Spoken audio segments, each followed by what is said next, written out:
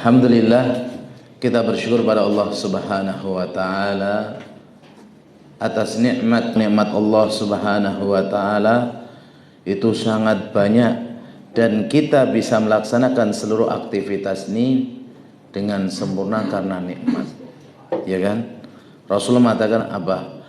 Alhamdulillahilladzi bi ni'matihi tatimmus shalihat. Segala puji hanya milik Allah yang dengan nikmat-nikmatnya semuanya bisa menjadi sempurna. Maka kita ingatkan, kita bisa kerja itu nikmat karena banyak orang nggak bisa kerja. Kita bisa jalan itu nikmat karena ada orang nggak bisa jalan. Kita bisa duduk, bisa baring, bisa tidur, bisa yang lain, semuanya itu nikmat. Ya. Kedua kalinya salawat dan salam semoga tercurahkan kepada Nabi kita yang mulia Nabi Muhammad sallallahu alaihi wasallam, kepada keluarga beliau, sahabat-sahabat beliau dan seluruh kaum muslimin yang senantiasa mengikuti beliau dengan baik sampai hari kiamat. Yang dulu kita sudah sampaikan sebagian, yaitu 1 sampai 11. Assalamualaikum warahmatullahi wabarakatuh. 1 sampai 10 kalau salah ya. Masih ingat enggak? Adab bersama Allah. Yang pertama apa dulu? Ikhlas dalam amal. Yang kedua,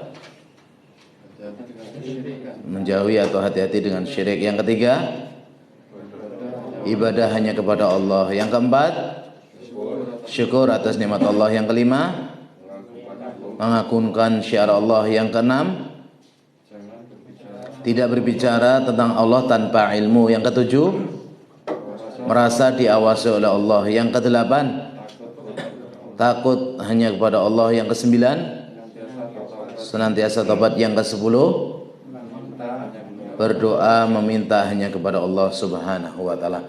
Alhamdulillah, sudah diilmui, sudah diketahui, sudah diamalkan belum? Muraqabah terutama.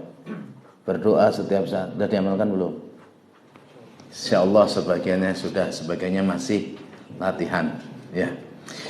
Yang ke-11 di antara adab kita bersama Allah Subhanahu wa taala adalah tidak putus asa dari rahmat Allah Subhanahu wa taala.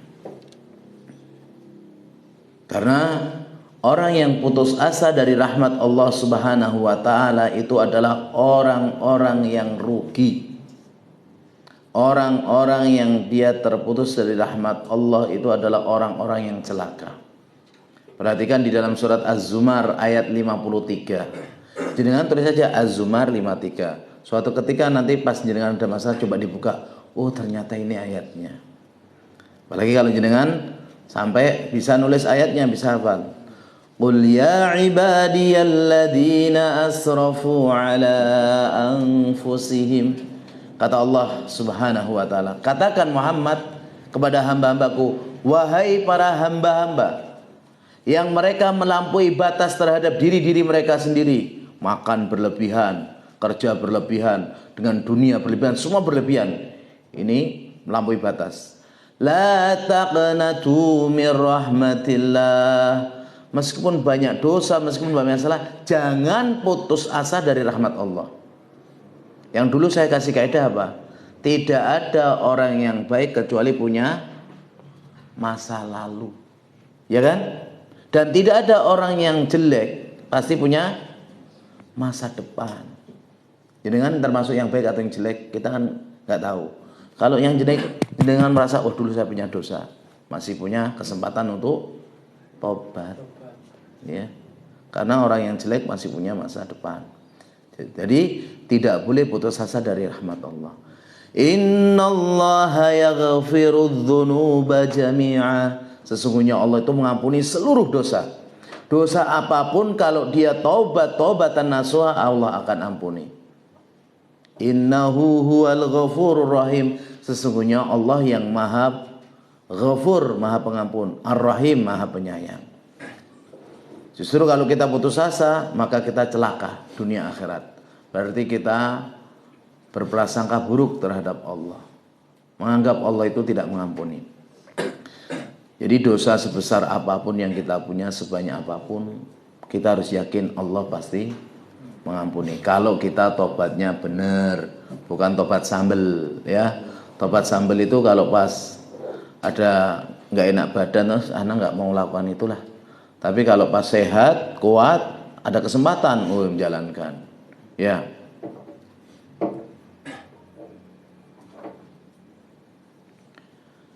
Salasatun la tus'alu anhum.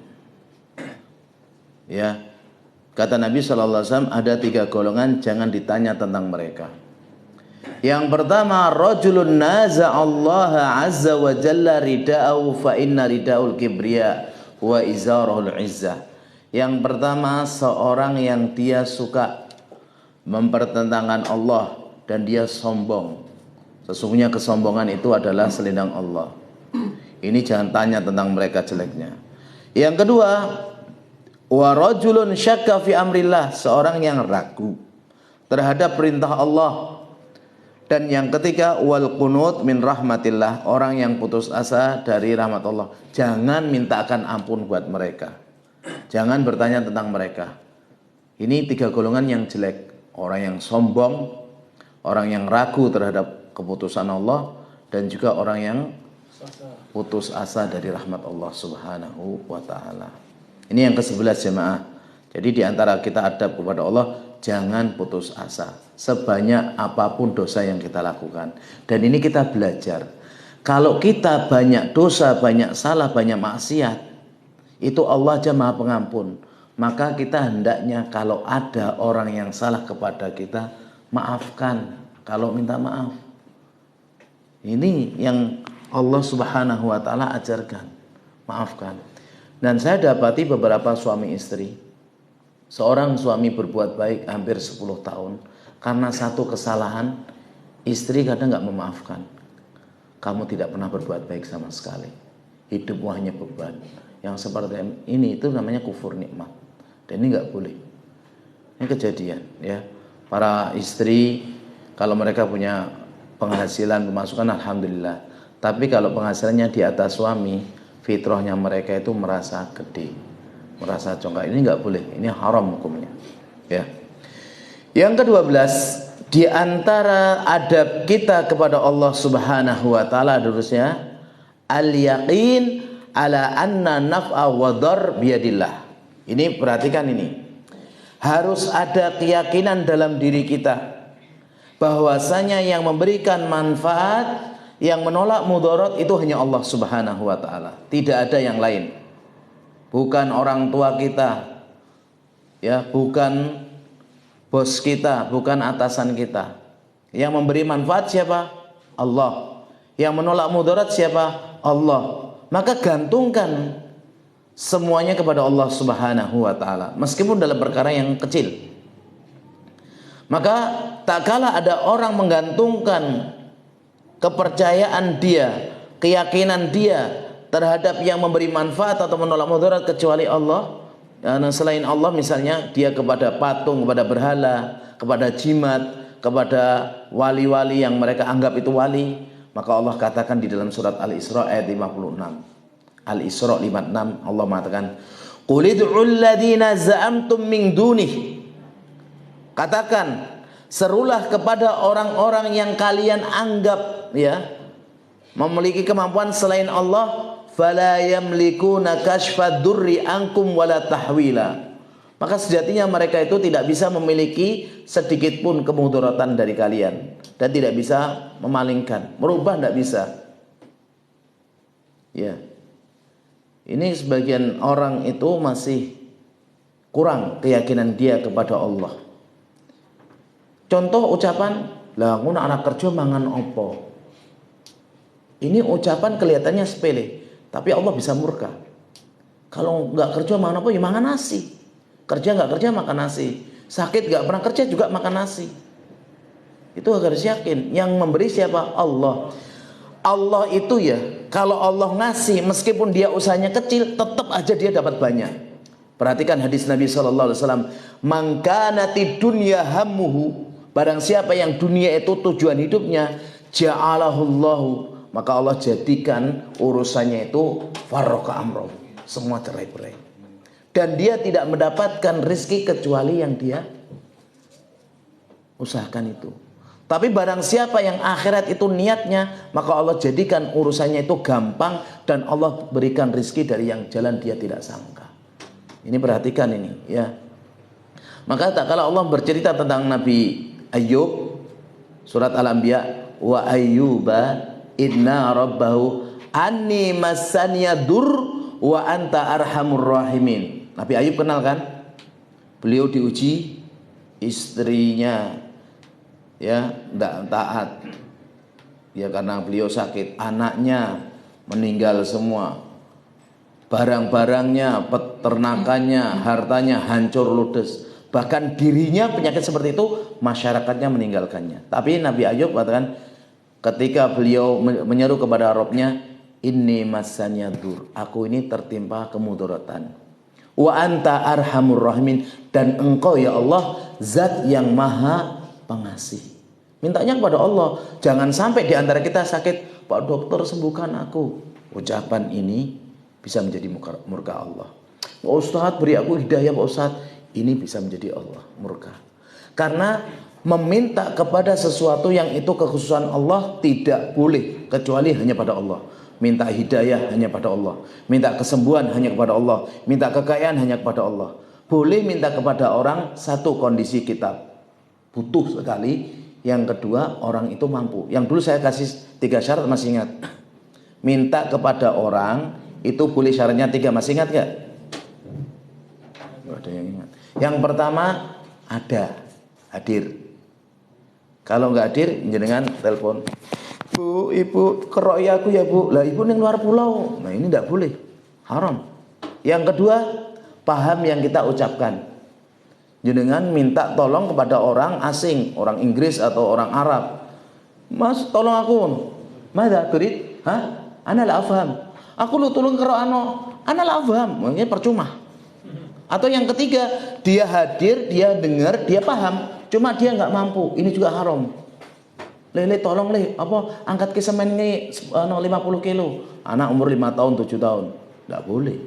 Syaratnya 3. Dan itu Allah maha mampu segala. Di waktu yang sama, permintaan yang berbeda-beda dengan jutaan bahasa, Allah maha mendengar, maha mengetahui dan bisa mengabulkan semuanya. Itunya Allah. Ini harus terus diulang. Kalau nggak gitu kita nanti kadang ucapan semacam ini sering nggak keluar orang-orang, Pak dokter sembuhkan aku, masih ada. Ini boleh nggak? Nggak boleh. Dokter itu yang dia belajar ilmu tidak pernah mengatakan saya menyembuhkan. Dokter itu wasilah, peran. Ya. Maka Nabi Ayub alaihissalam beliau diuji. Jenengan tahu nggak ujiannya Nabi Ayub? Sakitnya apa? Kulit, ngeri nggak? Sampai ulat-ulat keluar dari tubuhnya. Kalau keluar diambilin gitu, enggak. Justru sudah keluar itu diambil, dimasukkan lagi. Maafnya, mungkin kamu belum kenyang. Ngeri. Ya. Ini Nabi Ayub alaihissalam. Jenengan ada yang kuat? Jenengan kena mukanya tompel dikit aja nggak masuk kerja? Nah, ya bener. Orang sekarang itu maunya glowing ya. Sebenarnya glowingnya wajah itu bisa diglowingkan dari hatinya dulu. Hati bersih insya Allah, walaupun wajahnya hitam, orang lihat tuh adem. Bener. Saya punya 2 teman, satunya Nasrani, satunya Muslim. Yang Muslim ireng, orang Papua. Yang Nasrani putih sekali. Tapi lihat yang putih tadi nggak enak. Enak lihat yang bener dia orang yang hatinya diglowingin dulu. Luarnya masalah. Makanya kalau ikhwan itu mencari glowingnya hati akhwat, akhwat akan memperbaiki hati. Masalahnya para laki-laki itu suka mencari glowingnya wajah. Makanya akhwat sibuk memoles wajah. Ya apa enggak? Ya enggak akhwat? Ya. Yang berikutnya, yang ke-13. Di antara adab kita kepada Allah Subhanahu wa taala adalah harus husnudzon kepada Allah. Berprasangka baik kepada Allah. Ini juga harus dilatih dan terus dilatih. Sebagian saudara kita yang sudah ngaji, sudah paham Al-Quran hadis, terkadang diuji sama Allah 5-10 tahun gak punya anak. Ya Allah, aku tuh salah apa sih gak punya anak-anak. padahal sudah berusaha ini itu. Nah, ini berarti dia kurang husnudzonnya kepada Allah. Husnudzon itu berprasangka baik. Apa yang Allah berikan, takdirkan itu pasti baik. Terkadang kita itu minta jodoh yang tepat, ya. Ternyata Allah memberikan kita jodoh di waktu yang tepat. Jadi kita kadang atau mungkin sering kita nggak menyadari semacam ini, ya. Jadi kita diperintahkan oleh Allah Subhanahu wa taala untuk husnudzon. Kalau tidak husnudzon berarti suudzon. Perhatikan firman Allah dalam surat Al-Fat ayat yang ke-6 kalau suudzon. Wa yu'adzibal munafiqina wal munafiqat. Allah akan mengazab, menghukum orang-orang munafik laki-laki dan orang munafik perempuan, wal musyrikina wal musyrikat, yaitu orang laki-laki yang musyrik, orang perempuan yang musyrik, adzannina billahi dzannas sau, yang mereka suka berprasangka buruk terhadap Allah. Jadi kalau husnudzon dapat pahala, dapat ketenangan. Suudzon akan disiksa, akan diazab oleh Allah Subhanahu wa taala. Ini kan mumpung masih momennya bau-bau Idul Adha masih ada. Masih ingat kisahnya Hajar dan Nabi Ismail waktu ditinggal oleh Nabi Ibrahim. Di mana? Tinggal di mana? Di Mekah. Ada orang enggak? Enggak ada. Ada hewan? Enggak ada. Ada tumbuhan? Siap dengan meninggalkan istri sama anak yang baru lahir. Umurnya baru sebulan. Karena memang baru lahir itu disuruh diusir sama Sarah. Sedangkan perjalanan dari Palestina ke Mekah itu 1 bulan perjalanan. Pas umur 1 bulan. Tega. Nabi Ibrahim nggak noleh sama sekali. Perhatikan, disebutkan oleh Al-Imam Bukhari dalam sahihnya, Rasulullah SAW menceritakan, summa qafa Ibrahim muntaliqan. Kemudian setelah Ibrahim menaruh istri dan anaknya, Ibrahim berbalik. Fatat ba'athu ummu Ismail. Maka ibunya Ismail itu ngikuti dari belakang. Ibu Ismail itu Hajar. Faqalat, mengatakan, ya Ibrahim, wahai Ibrahim suamiku, aina tadhhab, mau kemana pergi? Waktu turukna bihadzal wadi, engkau tinggalkan kita di lembah yang semacam ini, pada gersang semacam ini. Cuma dikasih apa? 1 kantong kurma sama air. Dan itu mungkin paling lama 2 hari habis. Dan namanya wanita yang nyusui, kalau nggak minum, nggak makan, keluar asinya nggak? Anaknya rewel nggak? Rewel. Dan ditanya seperti itu, nggak noleh. Beliau mengatakan, alladzi laisa fi insun wala syai'un, nggak ada orang, nggak ada apa-apa. Hewan nggak ada, hewan ada kan masih mending, kita dimakan hewan sekalian mati ya. Atau kita yang makan. Ini nggak ada hewan, nggak ada orang, nggak ada tumbuhan. Faqala lahu dzalika miran, sampai 3 kali ngomong itu. Hanya ngomong terus. Wa ja'ala la yaltafitu ilaiha. Nabi Ibrahim dalam kondisi sedih, tapi juga ini melaksanakan perintah Allah. Beliau nggak menoleh sama sekali. Maka akhirnya istrinya mengatakan, Allahul ladzi amarka bihadza. Allah yang memerintahkan kamu dengan ini, kata Nabi Ibrahim. Naam, iya, tapi enggak noleh. Karena kalau noleh ya kasihan sekali. Kemudian Hajar mengatakan suatu kalimat yang dia husnudzon sekali kepada Allah. Idzan la yudayyi'ana. Kalau begitu Allah tidak mungkin menyanyiakan kita kalau perintah Allah. Ini perhatikan jemaah. Kalau kita yakin, kita husnudzon kepada Allah, apa yang Allah perintahkan meskipun kelihatannya berat, itu manfaatnya besar. Pasti. Mau perintah itu sholat, zakat, haji, umroh, meskipun itu pakai misalnya apa? Baju yang lengkap bagi akhwat. Sebagian orang baru hijrah pakai baju. Biasanya aku pakai celana dalam sama ini tok ya. Pakai baju kayak gini. Dia pakai ternyata yang lainnya misalnya diperkosa, dia tidak. Itu kan termasuk kenikmatan. Pokoknya kalau husnudzon kepada Allah itu pasti membawa keberkahan, kebaikan. Dan ternyata benar. Allah tidak menyanyiakan. Tapi Ibunda Hajar ini beliau tidak putus asa, kemudian langsung ya wis lah mati karepmu. Enggak gitu. Beliau lari ke Bukit Sorfa, lihat nggak ada orang, nggak ada tumbuhan, nggak ada.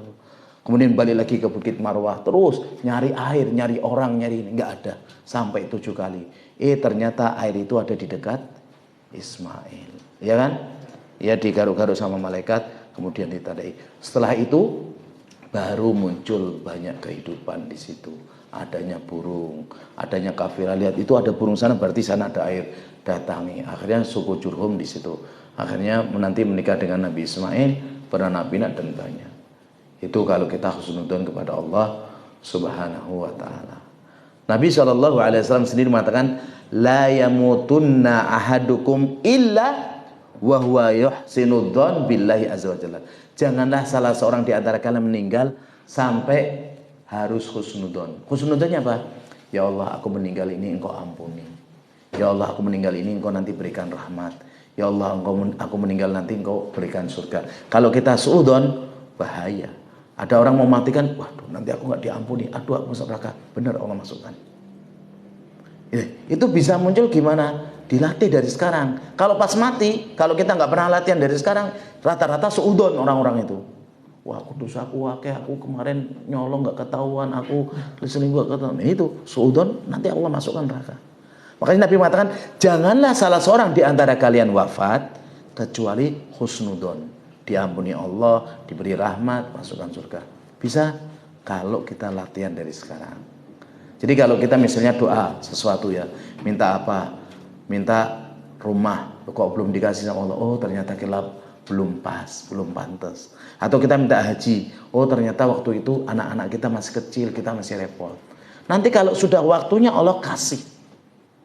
Allah memberi kita ini rizki bukan sesuai keinginan, tapi sesuai kebutuhan. Sebenarnya kita nggak butuh, tapi kadang orang kan pengennya sok-sokan ya. Motor 1 cukup, istri 1 cukup, pengennya rumahnya 4, mobilnya 4, istrinya 4, gitu kan pengennya. Orang kadang itu bahasa kita apa? Tamak rakus bin serakah. Semuanya mau digapai semuanya. Yang ke-14, di antara adab kita kepada Allah Subhanahu wa taala adalah as-sabru ala aqdarillah. Sabar terhadap ketentuan Allah Subhanahu wa taala. Ya, ini adab yang dulu saya sampaikan. Allah menguji hamba itu hanya ada 3 tingkatan yang itu dapat pahala. Tingkatan yang paling bawah itu sabar. Seluruh orang harus sabar terhadap ujian Allah, keputusan Allah. Kalau bisa di atasnya ridho, ini tingkatnya para wali. Di atasnya lagi diuji malah syukur, seperti Nabi Ayub tadi. Lah kita nggak bisa diuji, alhamdulillah, mas bojo mati, alhamdulillah. Kalau soleha cantik mati bisa ngomong itu luar biasa. Tapi kalau nggak soleha, nggak cantik, alhamdulillah golek neh gitu. Ini beda. Ini benar misalnya rumahmu yang baru bangun 2M itu semuanya ludes, alhamdulillah. Itu bisa gitu, ini Nabi. Tapi kalau dia ridho itu wali. Tapi kalau sabar dengan ketentuan Allah, innalillahi wa inna ilaihi raji'un, ini minimal. Selain itu nggak ada pahala kecuali dosa dan Allah murka. Hah, rumahku, padahal rumahnya ngontrak misalnya. Wah, gitu. Ini bahaya. Dan ini termasuk adab kepada Allah. Kenapa? Karena Allah yang menciptakan, memberi rezeki, Allah yang mengatur, Allah yang memiliki kita. Terserah Allah mau ngapain. Saya pernah berikan gambaran nggak? Kalau jenengan punya pembantu, jenengan misalnya kaya raya, sesukoharjo punya jenengan 1 orang. Dan semua orang itu di bawah jenengan. Jenengan punya pembantu ireng, elek, keriting, doer. Dan itu dia ternyata bukan pembantu, lah budak lah. Jenengan nyiptakan nggak? Enggak kan? Ya, jenengan nggak nyiptakan nggak apa. Itu jenengan itu mau apa saja itu ada kadang bebas, ya. Padahal itu kita nggak menciptakan, nggak memberikan nafas. Gak memberikan detaknya jantung. Lah Allah yang memberikan kita semua. Ya terserah Allah. Mau Allah mau ambil kapan-kapan. Kita ini ya saya ingatkan diri saya pribadi dan antum. Jangankan badan kita, nyawa kita loh bukan milik kita. Milik siapa? Allah. Itu kalau kita sadar, misalnya kita terluka, ya Allah, ini ketentuanmu, terserah engkau ya Allah. Tapi saya sering doanya gini, kalau saya lagi dapat musibah, ya Allah, seandainya engkau mengadabku, sesungguhnya aku hambamu ya Allah. Tapi kalau engkau mengampuniku, engkau memberikan rahmat kepadaku, maka aku akan menjadi orang yang bersyukur. Minta pada Allah gitu. Dan itu yang diajari oleh para nabi seperti itu. Kalau kita diuji kemiskinan, penyakit, kita mengatakan, ya Allah, aku ini adalah hambamu yang lemah butuh engkau ya Allah. Kalau diberikan kenikmatan ini, ya Allah, sesungguhnya aku berusaha untuk bersyukur kepadamu. Enak. Jangan kebalik, diberikan musibah, ya Allah kok sama. Kan ada orang ya diberikan, ya Allah saya itu salah apa, masa istri saya kayak gini, anak saya gini-gini semua gitu. Ya, ini salah. Allah Subhanahu wa taala mengatakan di dalam surat Al-Baqarah 155, "Wala nabluwannakum bisyai'im minal khaufi wal ju'."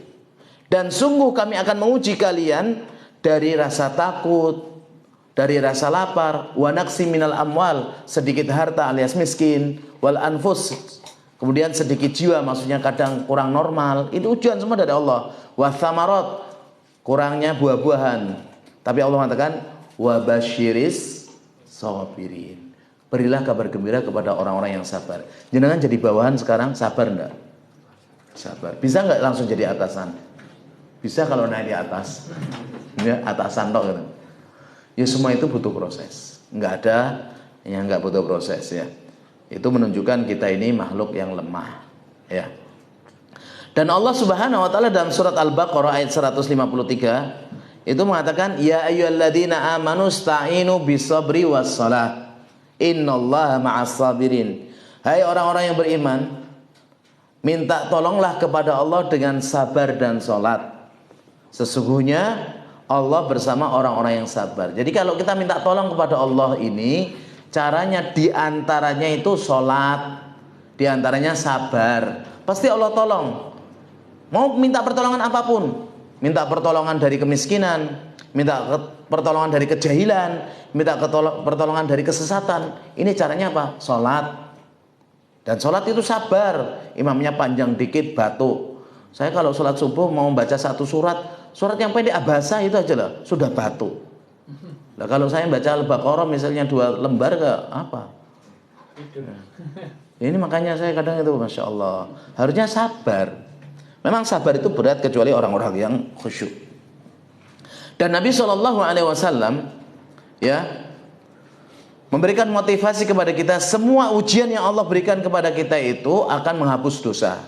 Ma yusibul muslim min nasobin, tidaklah seorang muslim itu terkena ujian, wala wasobin, atau kesedihan, wala hamin, atau kepiluan, wala huznin, atau kesedihan, wala adan, atau penyakit, atau gangguan, wala ghammin, ya, hatta syaukah, sampai duri, yushakuha, yang menusuk dirinya, illa kaffarallahu biha min khotoyaya, au min khotoyahu, kecuali Allah akan ampuni kesalahan dia. Jadi kita ini kena pisau, tertusuk duri, tertusuk misalnya jarum, ini Allah ampuni. Jadi kalau kita kena, ya innalillahi wa inna ilaihi raji'un. Kita nabrak atau kita ditabrak itu diampuni. Yang dulu masih ingat gak? Saya sampaikan, kalau seorang hamba, di hadisnya riwayat Ibnu Majah, hadisnya sahih. Kalau seorang hamba, Allah ini takdirkan dia di surganya tinggi, tapi sholatnya biasa, puasanya biasa, ibadahnya biasa, apa cara Allah? Allah berikan hamba itu apa? Musibah, bala, ujian terus sampai itu bisa menggugurkan dosanya dan dia tetap diangkat di surga yang tinggi. Masih ingat gak? Ini motivasi, bukan kita jadi orang suka ngeluh, dikit-dikit ngeluh, apa-apa ngeluh, ya, gak bisa makan ngeluh, kebanyakan makan ngeluh, aduh kekenyangan re. Ini saya sering kalau puasa, nggak puasa ngeluh, dikasih makan kebanyakan, wah makan ngasih kebanyakan kayak gini, kok sakit perut saya, nggak bersyukur nggak apa. Memang manusia diciptakan dalam kondisi keluh kesah, tapi apa semuanya harus dikeluhkan? Ya enggak kan ya. Bahkan Umar bin Khattab mengatakan, wajadna khairu aishina as-sabr. Kami mendapati kehidupan kami yang paling baik itu adalah sabar. Sholat sabar. Karena sabar itu ada 3. Sabar menjalankan ketaatan kepada Allah, sabar menjauhi maksiat Allah, dan sabar terhadap ketakdir Allah. Sabar ini yang paling rendah, sabar menghadapi takdir Allah. Anaknya mati, istrinya mati, rumahnya kebakar, ini sabar paling rendah. Sabar yang kedua adalah menjalankan ketaatan kepada Allah. Karena orang fajir, orang alim, orang berilmu, orang bodoh itu bisa menjalankan kebaikan. Yang paling berat itu sabar menjauhi maksiat.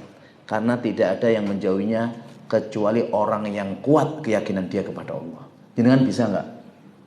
Yang dulu saya kasih contoh juga, di rumah sendiri, di tempatnya negeri asing, ternyata 10 wifi nyala dan kecepatannya nggak kayak di Indonesia, lelet ya. Sekali download, kalau di sana mungkin butuh waktu cuma 1-2 detik.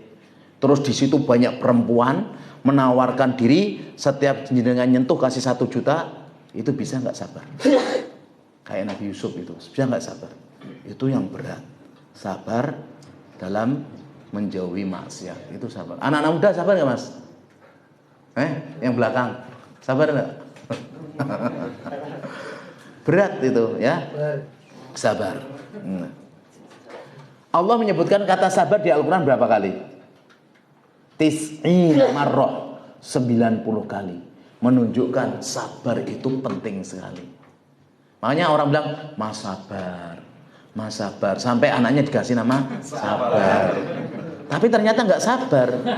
Saya punya tetangga sabar, loh mas kok nggak sabar? Lah gimana Pak Ustadz, meskipun nama saya sabar, maksud saya ini disalahkan, nggak sabar, dia pindah, rumahnya ada, ya tetangga saya. Ya dikasih nama sabar, biar sabar. Yang sabar itu berat. Wasabrun jamil. Dan tapi sabar ini akhirnya itu bagus.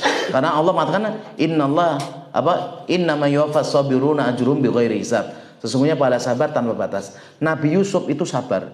Diusir, dihina, sabar. Difitnah, sabar. Aisyah 1 bulan coba difitnah zina dengan Sufwan bin Mu'attal. Nabi nggak bisa ngomong karena wahyu nggak turun. Ini ujian. Nabi sabar, Aisyah sabar. Itu ternyata Aisyah dibebaskan oleh Allah langsung ya dari langit ke-7, subhanallah. Karena sabar. Jangan apa-apa pokoknya sabar. Ketemu apapun sabar. Dan sabar terhadap takdir Allah termasuk sabar yang paling ringan. Ya. Ada orang kan dilahirkan sudah hitam, kemudian punya ini, punya itu, ya harus sabar. Karena semua kita lahirnya pengennya ganteng-ganteng. Yang ke-15, di antara adab kita kepada Allah Subhanahu wa taala adalah berakhlak yang mulia bersama Allah Subhanahu wa taala. Allah mengatakan dalam surat Al-Ahzab ayat 36, "Wa ma kana lil mu'minin wala mu'minatin idza qadallahu wa rasuluhu amran ayyakuna lahumul khiyaratu min amrihim." Tidak layak bagi wanita laki-laki yang beriman, wanita yang beriman, kalau Allah dan Rasulnya sudah menentukan suatu perkara, dia milih yang lain. Nggak boleh. Ini berarti nggak ada. Masih ingat kisahnya Julaibib? Tahu? Pernah dengar? Julaibib itu sahabat Nabi yang hitam, pendek, elek secara fisik, tapi secara keimanan bagus. Lah Nabi tanya kepada beliau, Julaibib, udah nikah? Belum Nabi. Mau nikah? Diem aja. Sampai 3 kali, mau nikah? Diem aja. Ya Nabi, siapa yang nggak mau nikah? Cuma siapa wanita yang mau sama saya? Dia minder. Ya ini manusiawi. Akhirnya Nabi SAW datangi salah seorang wali, bapak ya, sahabat Nabi yang putrinya cantik sekali. Datangi, Pak, putrinya sudah ada yang lamar? Belum. Saya mau ke rumah mau ngelamar. Seneng. Dia seneng, istrinya seneng. Rasul datang bertamu. Tujuannya melamar. Bukan untuk saya, tapi untuk Julaibib. Suaminya, hah? Julaibib? Nggak ada yang lain Nabi? Serius, ini memang bahasanya seperti itu. Nggak ada yang lain Nabi. Lah kenapa? Boya Zaid atau Amr atau siapa? Kok Julaibib? Nah ini saya mau ngelamarkan buat Julaibib. Bentar. Tak tanya sama istri. Ngomong sama istri. Perempuan, dengerin. Perempuan itu kalau denger lebih ngeri lagi. Julaibib. Wah. Ibunya, iya ini bener. Kalau seorang bapak nerima ya calon mantunya itu nggak kerja apa-apa misalnya. Kalau ibu apa nerima? Oh berat, lebih berat. Julaibib, bibi, ya Allah kok Julaibib anakmu ayu. Anakmu gini gitu. Anaknya dengar. Abi, Umi, tadi katanya ada Rasulullah. Iya. Katanya Rasulullah kesini mau ngelamar. Iya. Nabi nak sama Julaibib. Bimi. Kalau memang Rasul menetapkan saya dengan Julaibib, ya sudah, tidak apa-apa. Kaget bapak ibunya. Kamu tuh cantik, kamu putih, kamu ini. Ya saya terima. Oh, keimanannya bagus. Tapi kalau memang Allah takdirkan wanita ini belum disentuh, nggak kesentuh. Malam mau ketemu, ternyata Rasulullah mengumumkan perang. Akhirnya Julaibib nggak ketemu istrinya. Akhirnya Julaibib keluar, padahal sudah qabil itu sudah nikahnya itu. Julaibib keluar, kemudian mempersiapkan perang mati. Istrinya jadi rondo rondo kempling. Rondo itu ada rondo kempling belum pernah disentuh, rondo kembang disentuh cuma belum punya anak. Kalau sudah disentuh banyak anak, namanya apa rondo apa itu? Rondo. Lah, ini kenyataan, ya. Kalau orang itu dia berakhlak kepada Allah, orang tuanya nggak setuju, tapi dia setuju, dia sudah dapat pahala, ternyata memang belum disentuh dan akhirnya menikah dengan sahabat yang ganteng selevel. Jadi nggak usah khawatir ya, kalau misalnya jenengan nggak ganteng misalnya, dapatkan ahwat yang cantik. Kayak kemarin saya proseskan, ikhwan dia gendut, kacamatanan, terus hafalan berapa? Juz 30 belum hafal. Tak carikan akhwat yang hafal 30 juz. Ya saya nggak mau apa enggak? Ya mau, tapi mau apa enggak? Oh mau. Akhirnya nikah. Akhwatnya ya senang. Akhwatnya nggak gemuk, akhwatnya masih keturunan keraton. Dia gemuk, kacamatanan, juz 30 nggak apa. Ini siapa ini? Iya, kalau memang jodohnya itu gak usah khawatir ya, Allah perbaiki. Nah, di antara adab kepada Allah yang pertama, mengagungkan nama Allah, tidak pernah buat remeh. Kayak kalau kita masuk kamar mandi bawa Al-Qur'an, taruh di luar, kecuali kalau takut hilang. Misalnya bawa tulisan, makanya baju, topi atau yang buat apapun yang nanti akhirnya dicuci di kamar mandi jangan ada lafaz Allah. Termasuk kesalahan itu baju la ilaha illallah Muhammadur Rasul. Ini enggak memuliakan Allah. Ini menghina Allah. La ilaha illallah itu tempatnya mulia. Lafaz-lafaz Allah itu semuanya harus mengagungkan, kita agungkan. Ucapan juga enggak boleh asal-asalan. Yang kedua, di antara mengagungkan Allah itu kita beradab kepada Allah itu kalau BAB atau BAK tidak membelakangi dan tidak menghadap.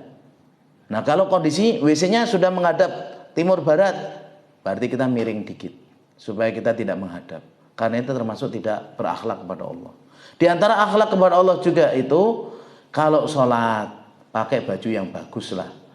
Kalau jenengan pernah nggak ada orang sholat, ada orang ketemu presiden sengaja pakai baju kaos oblong kemudian nyantai ini Pak Presiden, kemudian maju ke panggung? Nggak ada tuh. Ini menghadap Allah, banyak pakai baju oblong, baju nggak jelas, baunya udah keringatnya bikin orang pusing gitu, kayak gitu. Di antaranya juga berhadap pada Allah khusyuk. Kalau sholat itu konsentrasi, kita menghadap Allah. Kalau kita menghadap orang aja, kita ngomong terus kita gini, ya nanti ya ngomong nggak kayak gini, itu orang diajak ngomong nggak mau. Lah kita menghadap Allah, jatuh. Ini nggak beradab pada Allah. Makanya di antara adab kepada Allah itu ada husnul khuluq ma Allah, ya. Berakhlak yang mulia di hadapan Allah.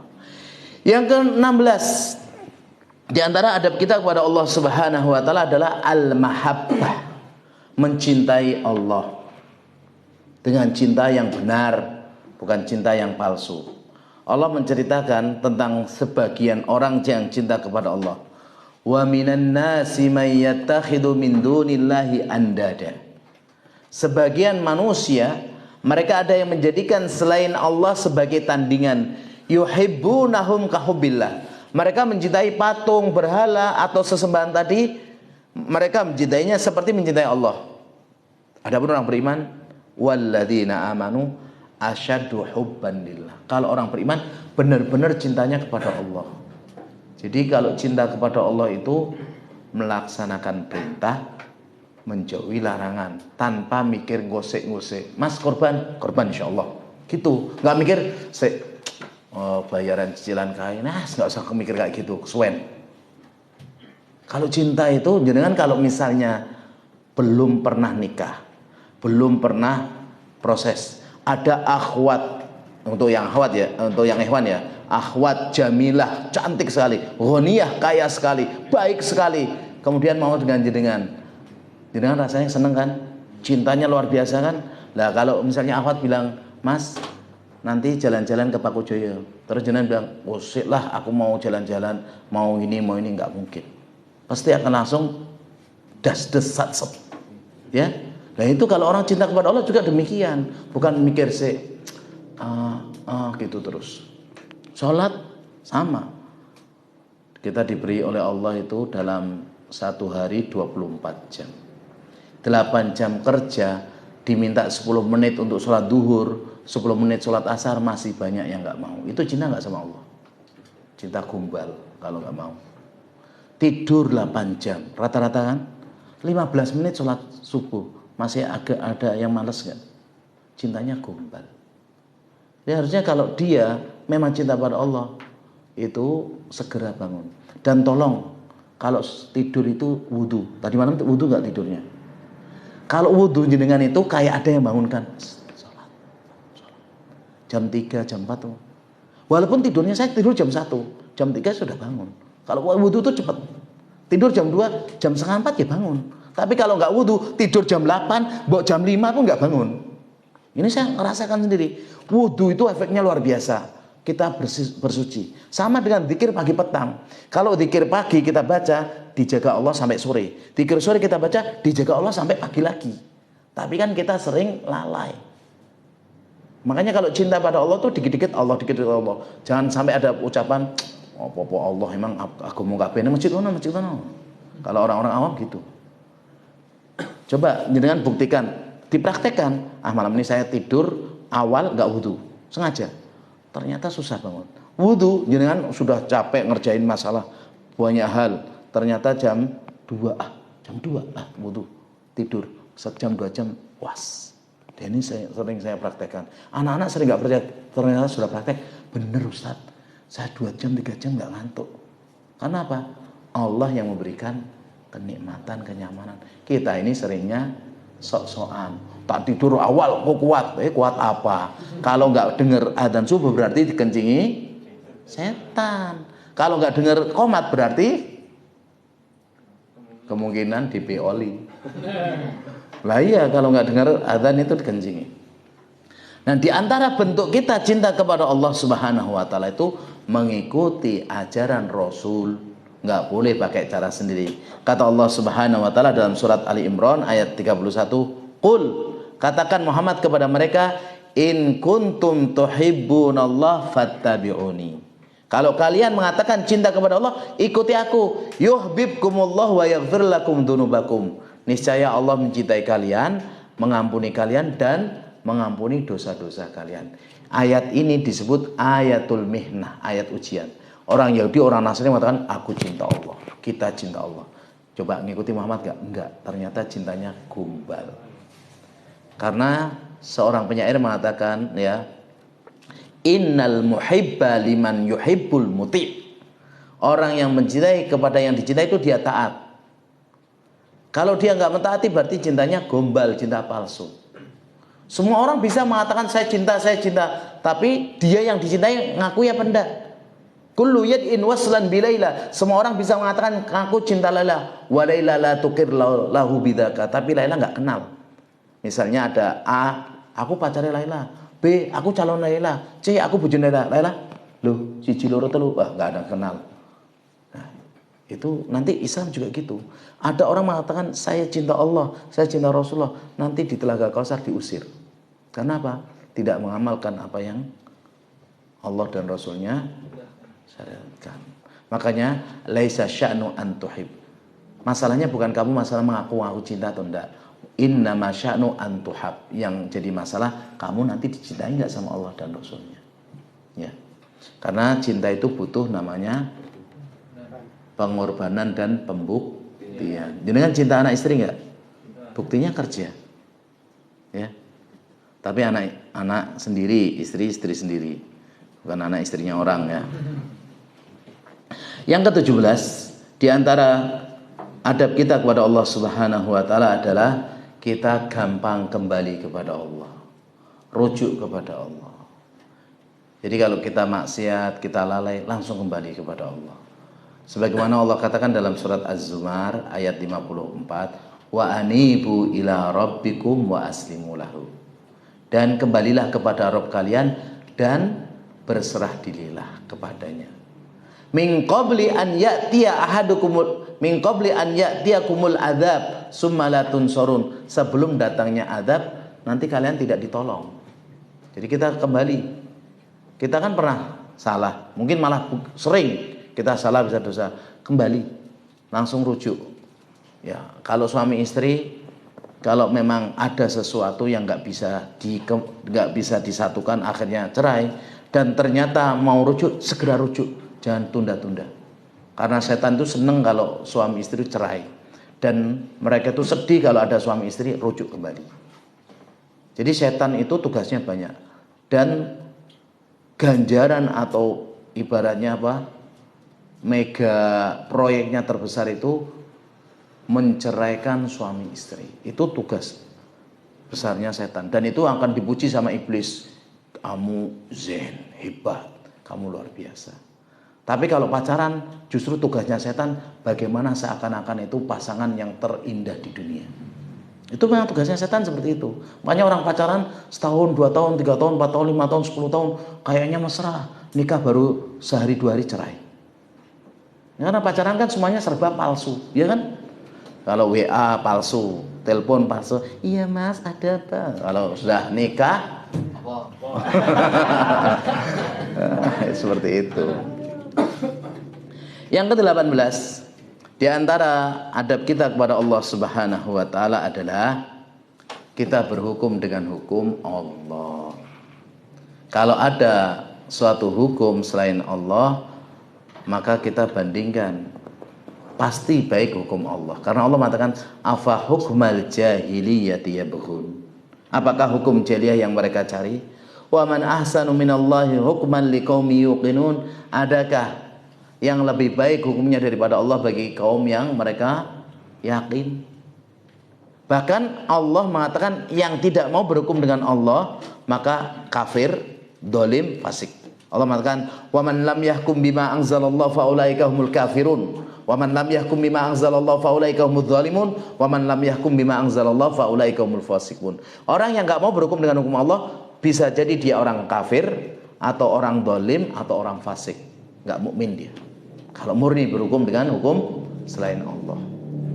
Ya, jadi kalau misalnya di perusahaan ini ada hukum, harus ditimbang dengan hukum Allah dan Rasulnya. Yang enggak sesuai, enggak boleh. Di antara hukum yang enggak sesuai dengan hukum Allah apa? Laki perempuan harus sama dalam masalah, misalnya apa? Warisan. Ini enggak hukum Allah. Ini hukum tauhid. Perempuan nyupir kontainer, lakinya suruh masak di rumah. Ini hukum tauhid. Ada nggak perempuan nyupir kontainer? Ada. Naik kontainer ada. Nambal ban ya ada. Loh, saya sampai heran. Nah kalau gini semua lah, lakinya kemana ini? Dan ini kejadian di Grogol, teman, ya murid saya kajian gini. Suaminya suruh ngomong anak, suruh ngepel, suruh masak. Perempuannya yang kerja. Dikeplaki terus suaminya. Ini nggak boleh kayak gitu. Laki-laki itu semiskin apapun, ya, sekurang apapun dia tidak boleh direndahkan, dihinakan. Maka ini untuk mahat, kalau jenengan punya suami, apapun posisi suami itu di atas. Bahkan orang tua istri itu derajatnya setelah dia punya suami di bawah ketaatannya. Pertama yang dia taati suami, kemudian orang tuanya suami, baru orang tuanya dia. Tapi suami tetap mengingatkan istrinya supaya taat. Ini banyak orang nggak paham, ya kan? Banyak nggak? Mas, bapakmu kayak 1 juta, bapakku kayak 500 piye. Itu terserah suami, nggak masalah. Memang itu haknya suami, yang nyari suami. Makanya kalau bisa jenengan cukupkan dengan kerjaan jenengan. Kalau istri bantu nggak apa-apa, tapi jangan sampai di atas kita. Karena fitrahnya perempuan itu kalau di atas biasanya ada rasa lebih. Makanya ada kaidah, Perempuan itu kalau banyak duit nggak butuh laki-laki. Laki-laki kalau banyak duit cari banyak perempuan. Itu kaidahnya gitu. Dan yang ngomong ke saya tuh bukan orang-orang yang baru kemarin sore, bukan. Orang-orang yang sudah sepuh, yang punya bisnis macam-macam. Mas, tak kasih tahu. Itu orangnya umur 60, umur 70, umur 50 ngomong. Kalau lah perempuan yang punya duit nggak butuh laki-laki. Meskipun laki-laki ganteng nggak butuh dia. Tapi laki-laki kalau punya duit, perempuan kayak apapun dia diambil semuanya. Itu. Tapi tetap laki-laki milih yang cantik semacam itu. Ini jelek ya. Sedangkan Islam nggak semacam itu. Kita berhukum dengan hukum Allah Subhanahu wa taala itu, mana yang sesuai dengan kitab Allah, mana yang sesuai dengan sunnah Rasulullah sallallahu alaihi wasallam. Yang ke-19. Di antara adab kita kepada Allah Subhanahu wa taala, sering ingat Allah. Dikit-dikit nyebut nama Allah, dikit-dikit mengingatkan tentang Allah. Ini kalau kita beradab pada Allah. Kalau jenengan kita pernah senang dengan orang sering nyebut namanya enggak? Misalnya namanya Dewi, Dewi. Apalagi Dewi, apalagi Dewi. Dewi terus disebut. Kalau bunga, bunganya segar. Bunga ngomong gitu, ya enggak? Berarti kalau kita memang cinta kepada Allah, mengagungkan Allah, kita sering astagfirullah, subhanallah, Allahu akbar, la haula. Mas, sok suci wae. Nah, ya enggak apa-apa loh. Daripada sok najis. Nah, gitu aja. Kan kalau ada orang kan ngomongnya sama maunya kan. Wah, sok suci. Anak sok suci ya. Jadi kok sok najis. Karena kadang orang itu ngomong nggak pakai mikir. Lah kita kan ingat Allah berarti karena kita ini lemah. Kalau kita misalnya dosa, astagfirullah. Ada kabar jelek, misalnya ada kabar meninggal, innalillahi wa inna ilaihi raji'un. Ada kabar bahagia, alhamdulillah, masya Allah, subhanallah. Bisa nggak diamalkan? Bisa. Astagfirullah. Dan Allah mengatakan, fadhkuruni adzkurkum, mashkuruli wala takfur. Ingatlah kamu kepadaku, niscaya aku ingat kepadamu. Syukurlah kepadaku, jangan kufur terhadap nikmat-nikmatku. Dan zikir kepada Allah, ingat kepada Allah itu hati tenang. Mas, tendermu diambil orang, ya sudahlah, astagfirullah, ini dosa saya. Sudah tenang, dapat pahala. Alladzina amanu wa tatma'inna qulubuhum bi dzikrillah, ala bi dzikrillahi tatma'innul qulub. Ketahuilah dengan zikir kepada Allah, hati itu tenang. Disebut apalagi ya, astagfirullah, subhanallah, alhamdulillah, itu tenang. Ada orang nikah, doakan barakallah. Ada orang berbuat baik, doakan apa? Jazakumullah khairan. Terus. Dan kata para ulama, doa-doa yang kita sadar kita ucapkan ini atau tidak, yang kita ingat atau kita lupakan, ini akan berpengaruh di masa depan kita. Ada orang mendapatkan, kok saya kok ini kok gampang, ini kok dapat ini, kok dapat itu. Ternyata dia ingat-ingat dulunya sering mendoakan orang dan didoakan oleh orang. Ya, banyak ada yang berbuat baik, jazakallah khairan ya Mas ya. Jazakallah khairan. Jangan kita minta jazakallah terus buat duit dulu. Ini mau duitan kita. Ya. Makanya Allah mengatakan wala takunu kalladzina nasullah. Jangan kalian seperti orang-orang yang suka melupakan Allah, fa ansahum anfusum, maka Allah akan melupakan mereka. Ulaika humul fasiqun, karena mereka yang suka melupakan Allah itu termasuk orang fasik. Kalau orang beriman suka ingat kepada Allah Subhanahu wa taala, ya. Bahkan ada seorang sahabat namanya Abdullah bin Busr mengatakan, datang kepada Nabi seorang laki-laki. Kemudian ngomong, ucapannya perhatikan. Ya Rasulullah, inna syara'i al-Islam qad kasurat alayya. Syarat Islam itu banyak. Ini banyak sekali ya Rasulullah. Fa akhbirni bi syai'in, kabarkan kepadaku satu kalimat, satu hal, atasabbatu bi, aku akan amalkan terus. Kata Nabi, la yazalu lisanuka radban an dzikrillah. Jangan biarkan lisanmu itu kecuali basah dengan zikir pada Allah. Dikit-dikit. Saya coba usahakan, dari perjalanan sini sampai Tawangmangu nggak berhenti zikir. Tak usahakan coba subhanallah nggak berandek. Ternyata tenang, ringan. Yang dulu pernah saya buru-buru 100 itu mau nabrak orang berapa kali. Ini saya tenang gitu. Tahu-tahu kok cepat sekali sudah sampai. Coba antum praktekkan. Ya. Jarib ta'rif. Jangan coba, insya Allah nanti baru rasakan. Dan ternyata ucapan yang baik, zikir ini langsung naik kepada Allah, cepat. Perhatikan di dalam surat Fatir, Allah mengatakan ilayyas'adul kalimut thayyibu wal amalu shalih yarfa'u. Kepada Allah itu langsung naik, ucapan baik itu langsung naik tanpa lama. Kalau amalan-amalan kadang ditulis dulu, amalan malaikat ini langsung cepat naiknya. Di antara yang cepat naik itu adalah ucapan-ucapan zikir, kalimat-kalimat thayyibah. Makanya Ibnu Qayyim punya kitab namanya Al-Kalimut Thayyib, Al-Wabilus Shalih fi Kalimat Thayyib, ya.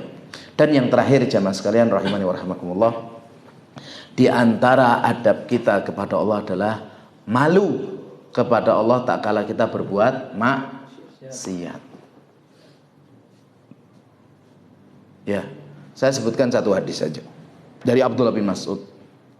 Rasulullah Shallallahu Alaihi Wasallam pernah mengatakan kepada para sahabat, istahyu minallahi haqqal haya. Hendaknya kalian itu malu kepada Allah dengan malu yang benar. Sahabat langsung jawab bareng-bareng, inna nastahyu, alhamdulillah, kita punya rasa malu ya Rasulullah, alhamdulillah. Kata Rasulullah, laisa dak, bukan itu. Maksudnya, walakinal istihya minallah haqqul haya, itu ada 3. Ada 4 ya. Yang pertama, antahfadha ra'sa wa ma wa'a. Kamu jaga kepalamu dan yang isinya, otakmu, matamu, telingamu, lisanmu dari sesuatu yang Allah haramkan. Itu malu.